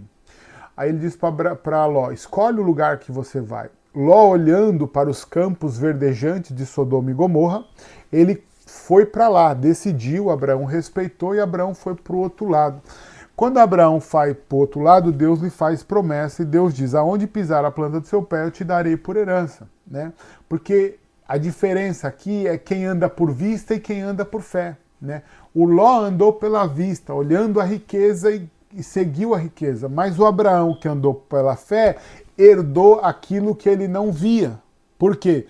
Porque a fé, ela não está limitada àquilo que nós vemos, ela está diretamente ligada àquilo que Deus pode fazer, que é infinitamente mais daquilo que nós podemos pedir ou até mesmo pensar. A Bíblia diz que os caminhos de Deus são melhores que os nossos, e os pensamentos de Deus são mais altos do que os nossos. Então, andar por fé é melhor do que andar por vista. E o Ló foi para Sodoma. Só que Deus decidiu destruir Sodoma e Gomorra por causa do pecado que havia sobre lá. E Deus, quando decide assim fazê-lo, Deus envia 3 anjos até o encontro de Abraão. Abraão que morava debaixo dos carvalhais de Manre, né, que é outra coisa maravilhosa devido à sua estrutura e as suas raízes profundas, né, que o Carvalhais de Manre era, né, ou é ainda, e a estrutura forte dele que produzia, né, ou prometia, ou entregava para as pessoas que morassem embaixo dele uma segurança diante das tempestades, enfim, por causa das suas raízes profundas, da sua estrutura larga e das suas folhas bem abertas, né? A copa da árvore é muito aberta. Produz sombra e segurança diante das tempestades. Então Abraão morava embaixo dos carvalhais de Manre. Recebeu os 3 anjos, os anjos falaram com ele, fizeram a promessa do nascimento do Isaac, a Sara riu, dentro desse cenário. E dentro desse cenário, esses anjos olham para Abraão e dizem assim, ó, Deus vai destruir Sodoma e Gomorra. E aí Abraão lembra de Ló que está lá. E aí Abraão clama ao Senhor em favor de Ló, conversa com o Senhor, se lá tiver 50 justos, aí ele vai diminuindo a quantidade, até que Deus diz, por um só justo que lá tiver, eu vou lá e vou salvar. Ainda que tenha um justo, eu não destruirei por causa desse justo. E Abraão assim o faz, pede a Deus, Deus envia 2 dos 3 que está lá, eles vão até lá, tiram Ló e a sua família de lá, porém eles dão uma ordem, corre e não olha para trás. E a Bíblia diz que a esposa de Ló olhou para trás e foi transformada numa estátua de sal, né? E o texto diz, né, a ideia que o texto nos mostra é que ela virou produto do meio onde ela estava. Então ela, quando ela olha para trás, ela se torna uma estátua de sal. Né? E ela olha para trás porque o coração dela estava em Sodoma e Gomorra. O porquê da estátua de sal tem, eu só vou falar para você se você chamar eu no WhatsApp. E isso vai me mostrar que você assistiu a aula até aqui, pelo menos. Amém? Então este é o cenário de Ló, né, e também de Melquisedeque. Depois nós vamos ver o nascimento de Ismael, né? Ismael, Deus fez a promessa para Abraão, dizendo que ele teria o Isaac. O Isaac, Abraão chegou à idade, Sara passou da idade de ter filho, ela deixou de crer, Deus falou com ela que ela teria, mas ela mesmo assim pensou e olhou para o cenário, olhou para as circunstâncias e olhou também para o mundo antigo. Dentro do mundo antigo daquela época existia a possibilidade de que a esposa ela era obrigada a gerar um herdeiro para o marido. Ela era obrigada. Ou ela gerava pelo seu próprio ventre, ou ela usava o ventre de uma das suas escravas. Uma vez que aquela escrava pertencia a ela, logo o fruto daquela escrava também era dela. Então, pela lei daquela época, a patroa, né, ou a senhora, ela poderia usar o ventre das suas escravas para gerar filhos para os seus senhores, uma vez estando elas impossibilitadas de assim fazê-los. Então, Sara usa esse instrumento que havia na lei na época para que a sua serva Agar gere um filho chamado Ismael. Porém, como Paulo diz lá em Romanos, né, o Ismael ele é fruto da carne, né, da antecipação de Sara, ou da inquietação do coração de Sara, ou da incredulidade de Sara diante da promessa que Deus havia feito. Né? Então ela gera o Ismael, Ismael gera um desconforto entre eles, né? Agar e tudo mais. Agar foge, o menino está com fome, Deus providencia um poço, providencia água, o menino sacia, Deus manda eles regressarem. Depois de um tempo lá, aí sim cumpre a promessa na vida de Sara. Sara gera um filho chamado Isaac. Sara vê, contempla Ismael zombando de Isaac. Sara então chama Abraão, fala: Abraão, é o seguinte, esse menino não vai ser herdeiro com o meu filho que é o herdeiro, ele que é o dono da promessa. Então é o seguinte, pega essa mulher aí, essa escrava, o menino, e manda embora, tira daqui.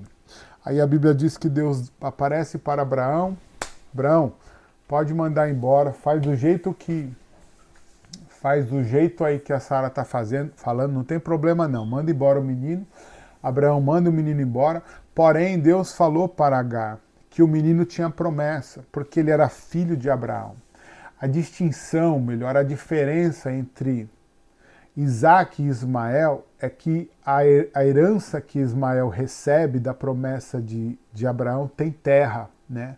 Porque Deus disse para Abraão que Abraão seria pai de uma grande nação e que Deus daria a ele também uma terra que manava leite e mel, uma terra produtiva, né? Que aí isso é entendido pelos descendentes de Isaac, os descendentes de Jacó, e a promessa que é feita para ele.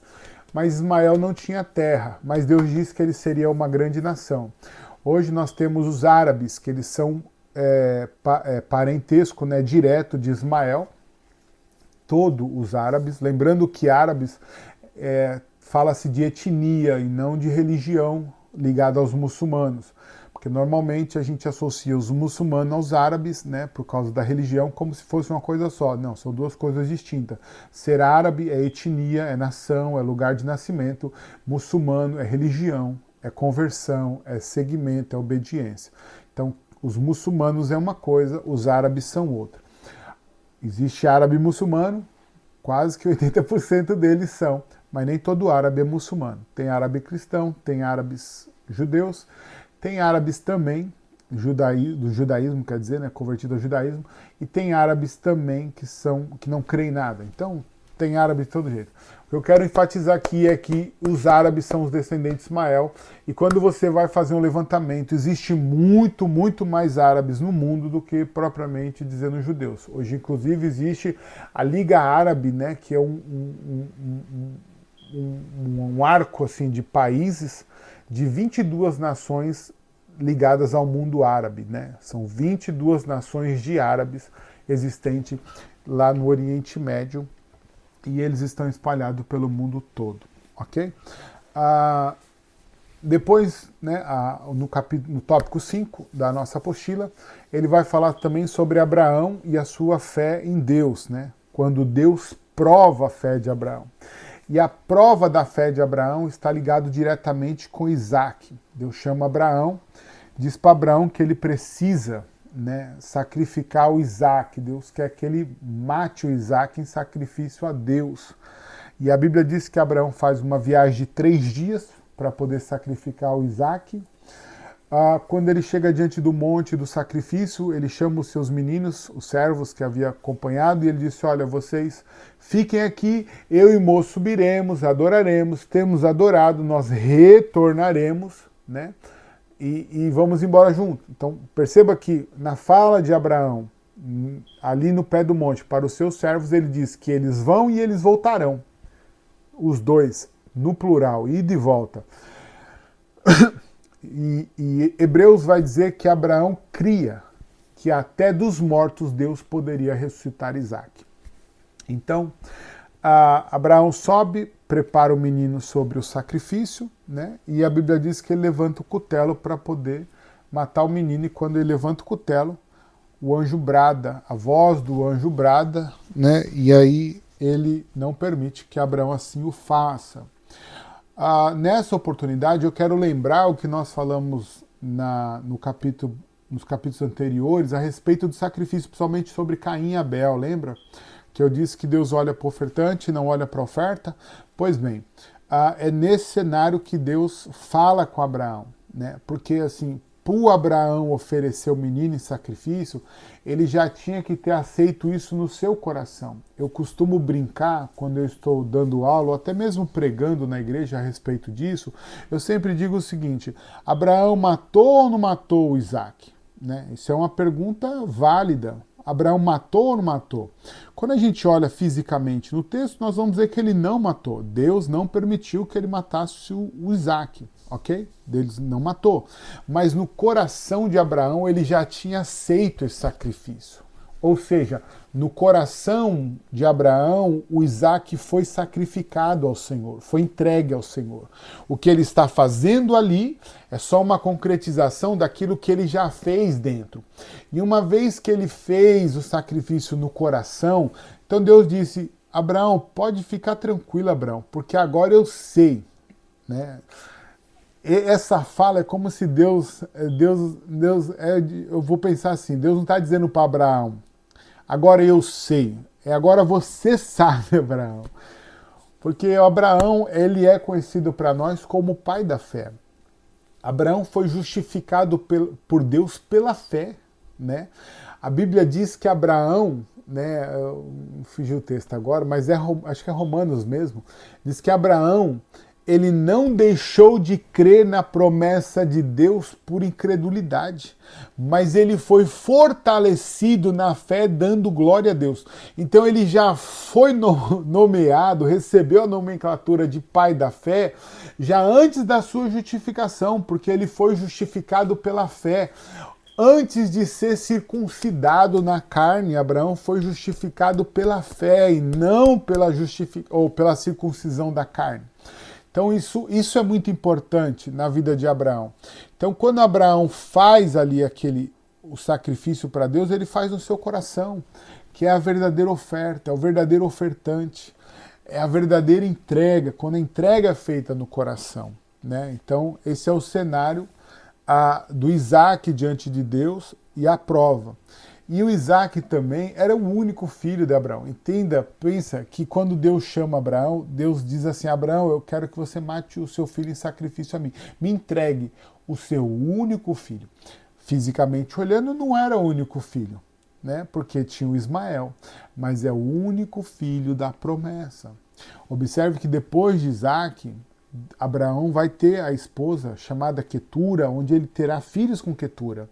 A Bíblia diz que esses filhos, ele pega esses filhos, dá presente para eles e manda esses filhos para o Oriente. Né? Mas é o Isaac que é a continuidade do povo de Deus. É o filho da promessa que Deus havia feito entre ele e Sara. Então, com a morte de Abraão, seu filho Isaac torna-se a personagem central da história.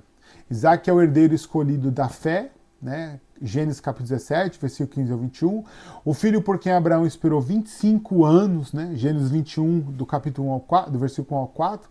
E observe que Deus atua diretamente para operar a continuidade da promessa. O Senhor aparece para Isaac de maneira não específica e ordena-lhe permanecer na terra prometida em vez de fugir para o Egito. Gênesis capítulo 26, do versículo 1 ao 5. E o estilo de vida de Isaac demonstra que ele age com fé nas promessas de Deus. Ele sabe que as garantias divinas fornecem o necessário vínculo entre ele próprio e o Abraão, né? No sentido da continuidade. Como seu pai, Isaac está longe de ser perfeito, né? Então, porque aí nessa ideia da perfeição do Isaac é porque ele ainda peca mesmo o pecado do pai, né? Quando o pai viaja para o Egito, ele engana, né, o rei lá dizendo que Sara é a sua irmã, né? E aí ele olha e fala: não, mas não é irmã, é esposa, que a irmã e irmão não brinca desse jeito, né? E o Isaac vai e comete o mesmo erro, o mesmo pecado. Então, mesmo imperfeito, mas as promessas de Deus o concilia com seu pai, né? O liga, mostra a continuidade da promessa. E o mais incrível nisso é nós vemos o cuidado de Deus, né? Tanto que Deus mais tarde, ele se apresenta como Deus, para Moisés ele se apresenta como Deus, o Deus de Abraão, o Deus de Isaac e o Deus de Jacó. É o Deus da continuidade. Tópico 7. Jacó, Deus escolhe e o abençoa. Deus abençoa Jacó mais do que Esaú, por amor a Jacó, uma ideia ressaltada em Malaquias capítulo 1, versículo 2 a 4. Eu vos tenho amado, diz o Senhor. Mas vós dizei, em que nos tem amado? Não era Esaú irmão de Jacó? Disse o Senhor. Todavia amei a Jacó e odiei Esaú. E fiz dos seus montes uma desolação e dei a sua herança aos chacais do deserto. Então, ali mostra o amor que Deus tinha para o Jacó, né? Jacó e Isaac, ou melhor, Jacó e Esaú eram filhos de Isaac, né? Filhos de Rebeca, e eles são gêmeos, né? Os dois são gêmeos. Jacó saiu agarrado no calcanhar de Esaú, né? E Deus havia feito uma promessa de que o menor serviria o maior, né? Então o Jacó recebe essa benção. Porém, o Esaú era o primogênito, mas ele não valoriza a primogenitura dele, ele vende a primogenitura dele para o Jacó, e depois o Jacó, na hora de receber a bênção do Isaac, se veste com as roupas de Esaú, se apresenta diante de Jacó, Jacó já numa idade avançada, ele sente o pelo que o Jacó havia colocado para se passar por Esaú, porque Esaú era mais peludo, coloca o cheiro, né, da caça para que o Jacó se engane, né, porque o Esaú era o homem da caça e Jacó era o homem da casa, né, era um filho da mamãe. Mas o Jacó faz isso, engana o seu pai. Aliás, Jacó faz isso, né, engana o seu pai Isaac, recebe a benção da primogenitura, né, e para o Esaú só resta o choro, o arrependimento, a amargura do seu coração, né, porque ele vendeu o direito da primogenitura. Então a graça divina seleciona este homem perfeito, né, o Jacó, não por causa de mérito algum de sua parte, o amor determina a decisão, e esse amor é tão grande por Jacó quanto é por Abraão e Isaac, pois as promessas divinas feitas anteriormente permanecem de pé. O Jacó ele teve 4 esposas, a Lia. Da Lia nasceu Ruben, Simeão, Levi, Judá e Zacá. A Lia era filha era a filha do tio dele, né? Ele foi para lá para poder casar com o parente da mãe dele, né? Ele foi enviado lá para casar com o parente da mãe dele. Ele vai para lá, chega lá, ele é enganado pelo seu sogro, trabalha 7 anos, porque ele amava a Raquel, queria casar com a Raquel.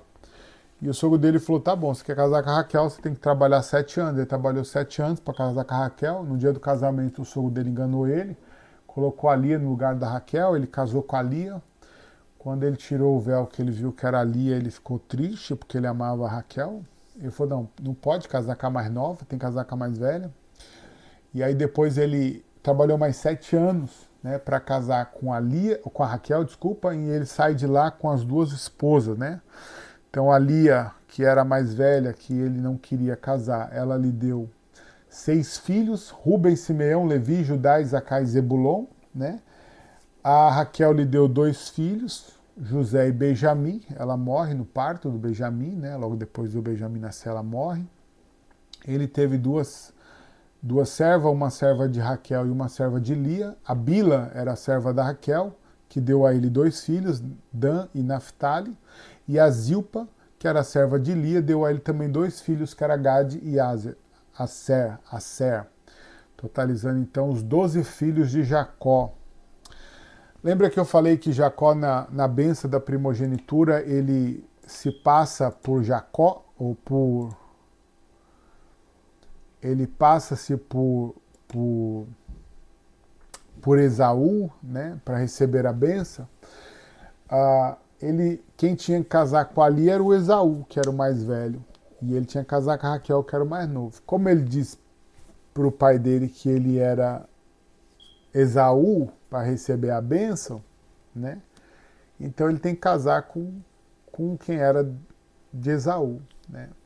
É interessante quando Jacó vai atravessar o Val de Jaboque, ele tem um encontro com o anjo pergunta para ele, qual o teu nome, né? Qual o teu nome, rapaz? Qual é o teu nome, rapaz? Porque até agora você tem vivido como Esaú, né? A ideia é mais ou menos essa.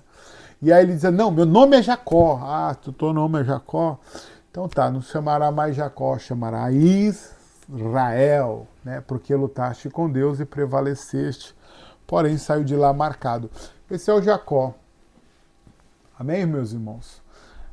Vamos para o capítulo 5. Não, tem uma questão de reflexão, né? Eu gosto de lembrar dessa. Não falo todas porque algumas eu acho óbvio, mas tem umas outras que eu gosto.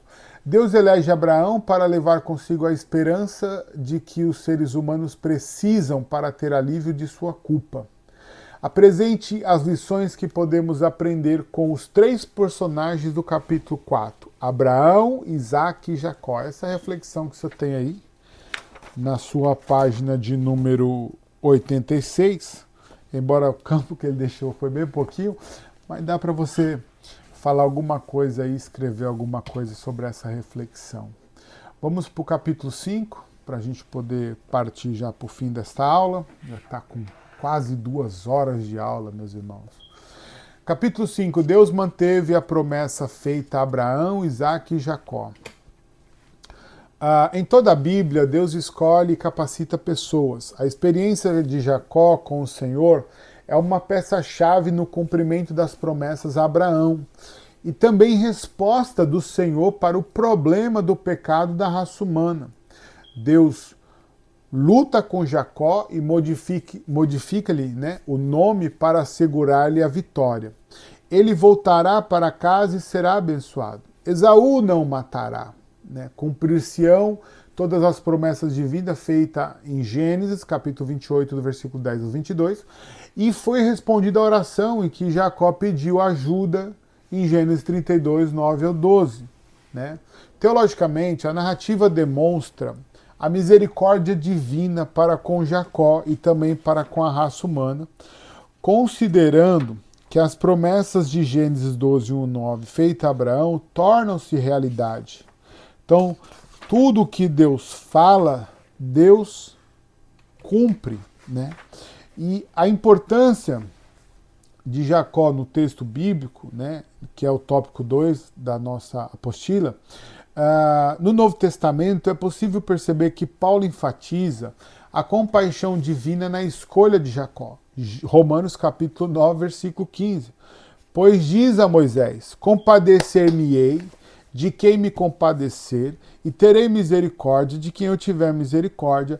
E então declara que o amor, né, e então, dentro de Romanos 9,15, declara que o amor mediante o qual o Senhor elege ocorre para tornar conhecidas as riquezas de sua glória, versículo 23, para que também desse a conhecer as riquezas da sua glória nos vasos de misericórdia para a glória já dantes preparou.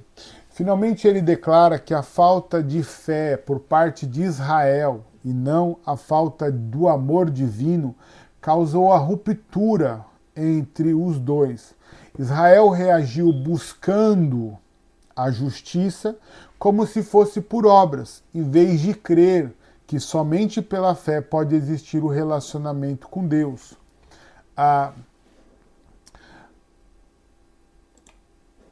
Desculpa, peraí. Isso. Então aqui ele usa Romanos 9 e 30 para mostrar que a estrutura, né, em todo o povo de Israel, o que eles fizeram, né, posterior às leis e vivendo nas suas vidas, eles estabeleceram pelas suas próprias obras, ou seja, de acordo com seus próprios méritos, e não caminhando pela fé. Porque o que Israel tinha para basear a sua comunhão com Deus era obediência às leis, obediência aos preceitos e os mandamentos de Deus, né? Tendo em vista que eles tinham uma prerrogativa contra o pecado deles, que era o sacrifício que também deveria ser feito com fé, né? Quando na verdade eles demonstram os textos, embora Hebreus diz, né, que eles faziam comemorações de ano em ano, né, dos seus pecados, né, como que numa ideia de que esse sacrifício que eles faziam dos seus pecados não era para numa questão de fé, mas numa questão somente como é que fala? De obras, né, no sentido de cumprir um mandamento, no sentido de cumprir um ritual, né, e não num ato de fé, né, num ato de fé verdadeiro. Tanto que quando nós lemos, por exemplo, em Neemias, quando diz que quando foi achado o rolo do livro e começou a ler, né, e aí esse livro é lido para todos os judeus naquela época, quando Esdras está lendo o livro da lei, e eles começam a chorar ao ouvir o texto, né? E aí o choro deles é um choro de tristeza. Por quê? Porque ali está dizendo sobre os seus pecados, né? Uma vez que ele lê, né, os mandamentos, uma vez que ele lê as leis de Deus, eles conseguem compreender que eles estavam quebrando as leis. Só que como ali era um dia de festa, então os sacerdotes, os levitas começaram a falar para eles: vocês não tem que chorar não, vocês têm que se alegrar, porque é tempo de festa, né? Mas quando na verdade o sentimento deles era de choro, por quê? Porque Israel sempre agiu como obras, né? Como que tudo fosse por mérito, né? E na verdade não, sempre foi por fé. Então Jacó, a importância de Jacó no texto bíblico é esse, porque Jacó era imperfeito, né? Jacó agiu de forma errada, mas mesmo com toda a imperfeição de Jacó, a bondade e a misericórdia de Deus agiu. E Deus achou fé em Jacó. E Deus abençoou Jacó na continuidade da promessa. Lembra? O Deus de Abraão, o Deus de Isaac e o Deus de Jacó. Depois nós vamos ver no tópico 3, falando sobre José, o cuidado de Deus com o povo escolhido. Lutas na família, fome constitui o cenário para os atos do Senhor na vida de José.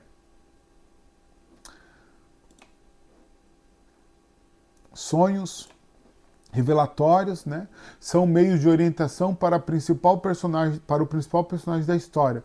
E pessoas de fora do clã escolhido funcionam como ajudantes e obstáculos na narrativa de José. José conta os sonhos indicativos de que os seus irmãos e o universo se curvarão diante dele. Aí Deus tem o cuidado, né, com o seu povo, o povo escolhido. E José, após ser vendido, evita, né, uma conduta sexual errada com a mulher de Potifar. E a recompensa por não dormir com a esposa do seu senhor Potifar é ir para a prisão, onde mesmo agindo com bondade ao interpretar os sonhos de outras pessoas, aparentemente não lhe resulta em bens, né? Ou seja, ele disse para o copeiro, quando você chegar diante de Faraó, lembra-te de mim, 2 anos, o texto diz que é 2 anos depois, Deus precisou fazer o Egito sonhar de novo, o Faraó ter um sonho, para então o copeiro se lembrar de José, né? Então, finalmente, né, o Egito, né, Deus colocou José no Egito, né, finalmente, do lado de Faraó, numa posição de autoridade a fim de salvar a sua família da extinção, né? O fato de seus problemas resultarem do livramento de outros diminui a sua dor. Agora, pois, não vos entrestai, nem vos pese os vossos olhos por me haverdes vendido para cá, porque para a conservação da vida Deus me enviou adiante de vós. Então José compreende que todo o cenário que ele viveu, né, tudo que ele passou, era o cumprimento de Deus para que ele lá estivesse. Eu gosto de lembrar disso, né, a respeito de José, porque é o seguinte, o José era um dos filhos mais novos de Jacó, né? Se José fica dentro da tribo, como é que cumpriria-se o sonho de José? Como é que José teria os seus irmãos se curvando diante de ti e também os seus pais se curvando diante de ti, morando dentro da casa de Jacó? Primeiro que o direito da primogenitura nunca seria para ele, embora ele fosse um dos filhos mais especiais para o seu pai, né? Um filho que o pai amava muito a Jacó, deu a ele a túnica colorida e tudo mais, mas o Jacó era o José era um dos filhos mais novos do Jacó. Então, como que ele conseguiria vencer diante daquele cenário? O que Deus fez? Deus arrancou ele de lá. E ele entendeu que, independente do que ele passou para chegar onde ele chegou, foi o que Deus promoveu para ele, né? Os seus irmãos, quando chegam lá diante dele e compreende, vê que é o José que está lá, o Zé, o irmão deles, que eles fez tudo aquilo no passado, eles entendem agora que Deus colocou ele lá para preservar toda a sua família, todo o seu povo. E isso para nós é uma lição, porque às vezes nós estamos dentro do ninho, brigando dentro do ninho, querendo buscar o nosso ponto alto ali no ninho, né, o nosso destaque no ninho, e quando na verdade nós tínhamos que ser arrancado do ninho. Eu gosto da história do gavião, né? Diz que o gavião, a águia, melhor dizendo, diz que a águia, quando ela tem o seu filhinho, que nasce no ninho, e ele fica ali um tempo sendo alimentado por ela, protegido por ela, mas chega um momento que ele tem que voar, né? Ele tem que bater asa, ele tem que sair do ninho. E aí ele não sai sozinho, porque ele não tem experiência, ele não tem iniciativa, e ele precisa ser arrancado de lá pela sua mãe. E aí dizem que a águia, né, ela pega o seu filhote com as suas garras, diz que a mamãe águia faz isso, ela pega os seus filhotes com as suas asas, com as suas garras, melhor dizendo, sai com eles, voa carregando eles até um penhasco, e quando chega lá do penhasco, ela solta ele numa altura. E a águiazinha, a filhotinha, vai caindo, né? E aí dentro da nossa mente, né, de pensar, a gente pensa como que o que passa na cabeça do filhote da águia, olhando para a mãe, se distanciando e ele caindo, tipo assim, mãe, você vai me matar? E ela tá lá em cima dizendo, voa, meu filho, você tem asas, e você só vai poder voar se você for tirado. Então eu quero deixar, a gente já vai encerrar essa unidade, né? Ela encerra em José mesmo. Eu quero encerrar essa unidade deixando esta palavra para você, né?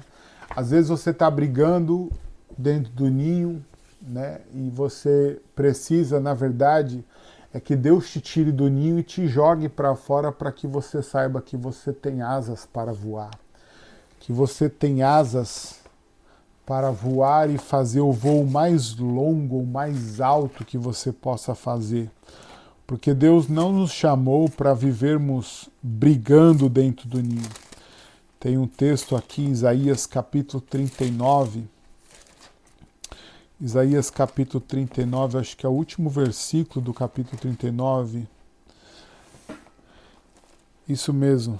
Versículo 31, capítulo 40 de Isaías, desculpa, 40, 31, diz assim: Mas os que esperam no Senhor renovarão as suas forças e subirão com asas como de águia, correrão e não se cansarão, caminharão e não se fadigarão. Você tem asas como de águia, diz o texto, né? Que Deus abençoe, meus irmãos. Deus abençoou Jacó, Deus abençoou José, por intermédio de José no governo do Egito. Israel teve o cuidado de morar numa terra que Deus preparou para eles, a terra de Gósen, né? Depois que José morreu, a Bíblia diz que o faraó que lá estava não conhecia José, nem a sua história, nem reconhecia o seu poder político, e escravizou Israel. Mas enquanto Deus teve, ou melhor, enquanto José teve vida, Deus o preservou para preservar o seu povo e fazer um povo grande e próspero, mesmo vivendo na terra do Egito. Deus abençoe você. Até a próxima aula. Depois nós vamos gravar a unidade de número 3. Né? A unidade de número 3 está falando sobre... Deixa eu achar aqui, meus irmãos. Espera aí só mais um minutinho e nós já encerramos a libertação do povo de Deus da terra do Egito, né? Que é o Êxodo. Deus abençoe você, em nome de Jesus.